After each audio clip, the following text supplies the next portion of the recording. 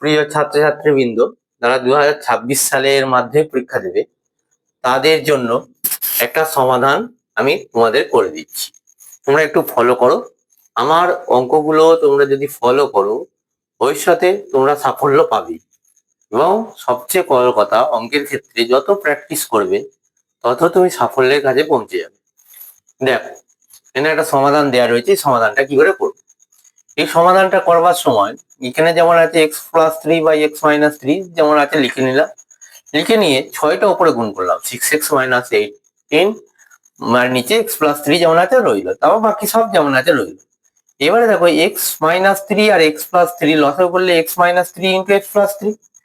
এখানে x-3 রয়েছে, যেহেতু x+3 দিয়ে গুণ হয়ে যাবে, x+3 তার হোল স্কয়ার।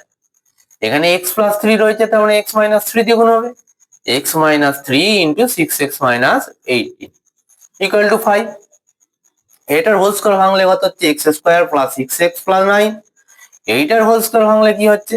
এইটাকে গুণ করলে কি হচ্ছে? 6x square minus 18x minus 18x plus 54। আর নিচটা হচ্ছে কত? a square minus b square সূত্রে x স্কয়ার মাইনাস 3 স্কয়ার মানে 9 ইকুয়াল টু 5।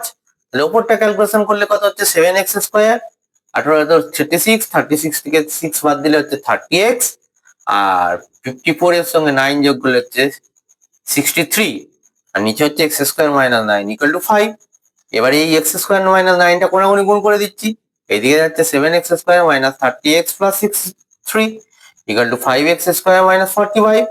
এবার সবগুলোকে যদি আমি বাম সাইডে নিয়ে আসি, 7x স্কয়ার থেকে 5x স্কয়ার বাদ দিলে 2x স্কয়ার, 30x যেমন রয়ে গেছে। এবার এইটা মাইনাসটা প্লাস হয়ে গেলে 5 আর 3 8, আর 4 আর 6 10, 108। এবার দেখো, সবাইকে দেখো 2 দিয়ে ভাগ করা যাচ্ছে। 2 দিয়ে ভাগ করে গেলে দিকে দাঁড়াচ্ছে x square minus 15x plus 54 equal to 0।